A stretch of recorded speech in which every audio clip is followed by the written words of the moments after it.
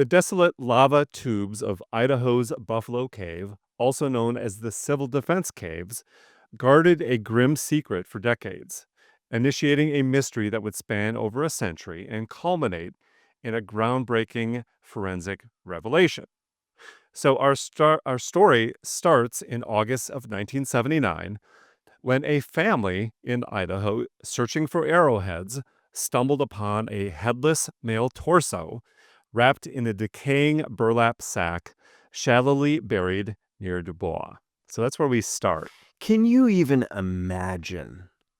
And I mean, in all seriousness, not being funny, but can you even imagine, like, you're just like on a picnic with your family, you take your kids out for the weekend, and you know what I mean? And you stumble across this. I cannot imagine like what that would be like or how that would stick with you. That's In the most horrible. beautiful, it's always in the most beautiful of areas too, right? Like it's just like where no one would go unless you're on foot or you're just doing something, exploring. Like I said, looking for arrowheads, and so that's August of 1979.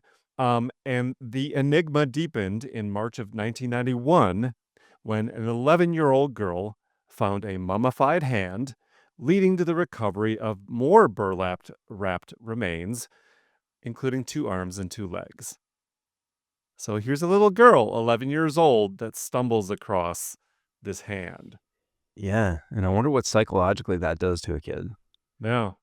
I But mean, like I said, there's one part missing, and that's the head. yeah. So they are not able to find the head. That was a critical missing piece to finding out who this is. Um, and it will confound the efforts to find out what happened, who this was for 40 years. And um, early examinations by local authorities, the FBI, and the Smithsonian determined the victim was a white male with reddish brown hair, but his identity remained John Doe. So it's kind of there, right? Like, what do? You don't know how long this body's been there, whatever. But the man in the cave was unmasked eventually as Joseph Henry Loveless, an outlaw whose life was as turbulent as his death was brutal. Born December 3rd, 1870, in Payson, Utah Territory, to Mormon pioneer parents, Loveless carved out a niche in Idaho as a bootlegger, counterfeiter, and man of many names, including Charles Smith, Walter Cames, Walter Carnes, Walter Currens, and Walter Guerin.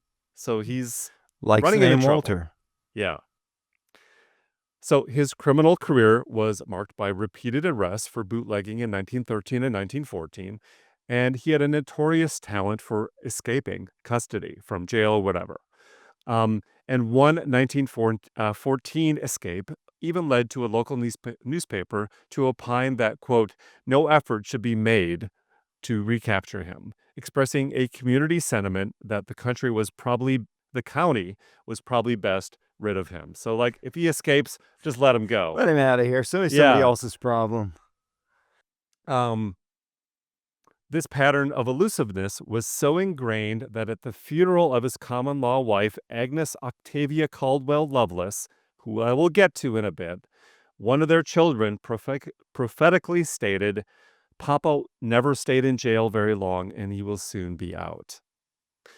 So, Agnes, his common-law wife, in early May 1916, just a couple years after I mentioned, using an alias such as Charles Smith or Walter Currens or one of these, Loveless allegedly murdered Agnes with an axe as she slept in their tent near Dubois, an act reportedly witnessed by 2 of their children. Not good, right? Neighbors had heard them fighting prior to the discovery of Agnes's body, which was described as having her brains beat out, resulting in death after 50 hours of intense agony. How many? 50? 50 hours. Jesus. So she's just, I mean, it's terrible. Another account graphically depicted her head as almost severed from her body. That's going to be key here, right? So he's done this to his common-law wife. Go on. Yeah. So He's arrested and jailed in St. Anthony, and Loveless lived up to his reputation as an escape artist. On either May 18th or the 23rd of 1916, he sawed his way through the cell bars, possibly with a tool hidden in his shoe, and vanished, never to be seen alive again. So, the decades of anonymity of Buffalo Cave John Doe ended dramatically in 2019, when some of the new genetic genealogy that we've talked about was led by the DNA Doe Project, or DDP, a nonprofit organization spearheading the effort. Now, a lab called Othram Inc. Successfully performed forensic-grade genome sequencing on the highly degraded DNA extracted from one of what ended up being Loveless's leg bones. And they processed it. And it was very complicated, even with the DNA, because of Loveless's Mormon pioneer ancestry, often characterized by, all this kind of these crazy marriages and large interconnected families, and his prolific use of aliases. So changing Yeah. his name, like, that was tough to be able to put Yeah. together, I right? I was gonna say when you told me how they track, I was like, that's a lot of work. That would be tough to do. I What? mean, when somebody's using aliases, Yeah. you could have fake marriage or fake names on marriage records and all this stuff. Well, and my research actually shows that phase alone required over 2,000 volunteer hours, and the construction of the family trees encompassed over 30,000 individuals. Wow, Yeah, that's crazy. yeah. So on December 31st, 2019, just about, 4 or 5 years ago, the identification of Joseph Henry Loveless, 103 years after his presumed death, marked one of the oldest cold cases ever resolved using autosomal DNA. That's crazy. So you just wonder if it was like another bandit, another criminal, somebody he double crossed, or was it over a woman, or was it like some lawman, some, um, backwoods justice kind of thing. You know what I mean? Like you're gonna stay out our Well, I actually have some theories on that. So you're very smart to go in that direction. So forensic analysis of his remains revealed that multiple sharp tools were employed. There was evidence of chopping, likely with a heavy, sharp-edged instrument, such as an axe, and sawing, consistent with a hand-powered saw. Remember what he did to his wife, or his I was common just gonna law say, that wife? sounds like a little revenge. That's right. Yeah. So, sharp force trauma was identified on his cervical vertebrae, bilateral femora, and bilateral humeri, with the right femur bearing marks of at least 3 distinct chop wounds. Um, so it's a chilling parallel to the manner in Yeah. which Agnes Lovelace was murdered, suggesting a possible eye for an eye retribution. So you were smart to think that. So his head was never found, and that was actually a significant factor back then before you had DNA. Like, Yeah. you Because you kinda need the couldn't head, right? unless you had a really distinguishing feature. Yeah. Yeah, without the head. So they kind of, um, insinuate that that was maybe a calculated move by the killers to kind of separate the parts and make it obviously, right? What a world to live in when you think about it. You just how far we've come in forensics and stuff, where it's like, take his head. They'll never figure it out. I mean, it's I know. And then just even reading this statement, as of January 2020, the Clark County Sheriff's Office officially considers Loveless's murder an open case, though the prospect of solving a homicide over a century old, where perpetrators are undoubtedly deceased, is exceedingly remote. the only way I think you would, unless they had some kind of DNA or way to Yeah, solve it with that or some forensics, but is as a family member, something like that you would think gets passed down yeah. in some way. You know, we both know a guy whose dad was pretty notorious. We've heard a story or two, Things right? get passed down, so like somebody like that could come forward and Yeah, and so an anthropologist, Samantha Blatt, she posited that Agnes's own family in town for her funeral and having witnessed the horrific state of her body may have sought the brutal revenge. Sheriff Bart May echoed this sentiment, suggesting that the Wild West atmosphere of 1916 Idaho locals took care of the problem, is what he's saying. I would 100% agree with that. After Yeah. hearing that their family's in town and they say, yeah, sounds plausible. Yeah, and so lastly, 103 years of trying to resolve this, and so while his own murder remains open and unlikely to be solvable, um, the identification of him brought an unexpected and unsettling chapter of history to his living descendants, including an 87-year-old grandson who had no prior knowledge of his ancestors' violent life and death. Hmm. What a thing to what a thing to find out when you're 87. Right. You know? It's like I could have gone a couple more years without learning that. I mean, 103 years ago. Yeah, it doesn't matter. It just I mean, that's just isn't that wild? Like, it really yeah. was the Wild West. It Well, was, you know? think about this, man. I don't know how far or if you've gone back and traced your family tree. We've done some. Like I kind of know certain people that came over from Ireland or Germany and stuff. But you have no idea.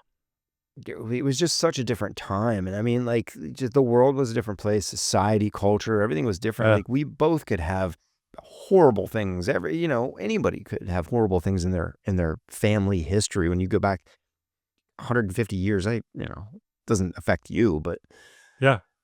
I think we'd Yeah. all be surprised to find, and that's if anybody listening, I'm curious, leave a comment if you have some crazy thing that happened in your family tree, like that you've found through research or like that's been passed down. I'd be really interested to hear what people have found. Do you have one? Because I have one. Um, no, no. I mean, not like way back. I mean, I've just remember hearing stories of my grandfather's primarily. One was an artist, and he was asked by Walt Disney to draw for him, but he declined it because my grandmother was pregnant with her first kid. Which Oh, that's wow. not a bad thing, but it's kind of a cool story. And my other grandfather, my dad's dad, was in the very first um U.S. Special Forces called the Mm. Devil's Brigade. So he was in the very first unit of the Special Forces in the Oh, U.S. that's So cool. that's really cool. And there's a lot of stories that go along with that. But what skeletons are in your family closet? So I have a great quick story. I think it's my great, great, great, great grandfather, maybe 3, maybe 4 back. Um, I found a book that was online through Google's Books project from the Harvard Library, and I found his name, misspelled, but it is him, and he was part of the North's Brigade for the Civil War. He marched through Camp Randall in Madison, Wisconsin, which Camp Randall is the football stadium now for the Wisconsin Badgers, which is where I went to school. He ends up here in Atlanta, and he fights in a battle that is literally down the street from me. That's crazy. It's Yeah, crazy. that's really And cool. then after the burning of Atlanta, he goes up north to Wilmington, North Carolina, which is where my wife's family had a house for 30 plus years. And it's so wild. And I've got photos of him. He's got like just the white beard without the mustache Oh and yeah. like a squat little guy. And I that's thought him. I thought you were gonna tell me you found out he was the Great Wisconsin Cheese Bandit. Well, that was my dad. I mean, he grew up on a dairy You don't farm. have to So go very like, far yeah, back. you don't have to go very far back. He was one of 11 on a 600-acre dairy farm. Yeah. I don't have to go that far back for And I love when your accent, your Midwest accent comes that. out so much when you say Wisconsin. Like uh, no matter how scholarly you sound when you say Wisconsin, it's like all of a sudden goes Wisconsin. Yeah, I know. Listen, I've lived in the South now longer than I've lived in the North, and Yeah. I talk to my parents, and I'm like, God, they sound funny. Yeah. it sounds weird talking to my own parents that they have a Wisconsin accent. Well, it's funny because some of my family, my dad and my stepmother were in town the other couple I don't know, a couple weeks ago, and at one point they said, "You sound like you have a little bit of an accent." And that's the first time I've heard like from anyone in my family that I might have a southern accent, which I don't think I do. But that's what were we talking about? Well, I think we actually, for a pretty tough, um, you know, cave decapitation DNA story, we ended on a pretty different note. I think that's good. Yeah, that's a really interesting story though. Honestly, I love it. It always makes me wonder. I'm one of these people.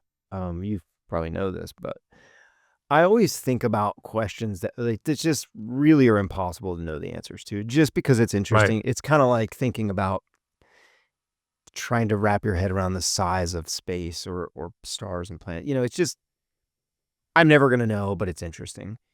And I always think about cases like this, or like what is buried in the desert out west in the western United States. I mean, just like there's so much territory out there. Right. You'll never know. There's things that will never be found. Um, I just Or it'll be found like 500 years from now, and like, what is this Atlantis civilization in the middle of Colorado that we've never even heard of before, called Aspen, or like, you know what I'm saying? Like, crazy. Yeah, that was a All cool right. one. Yeah, it was.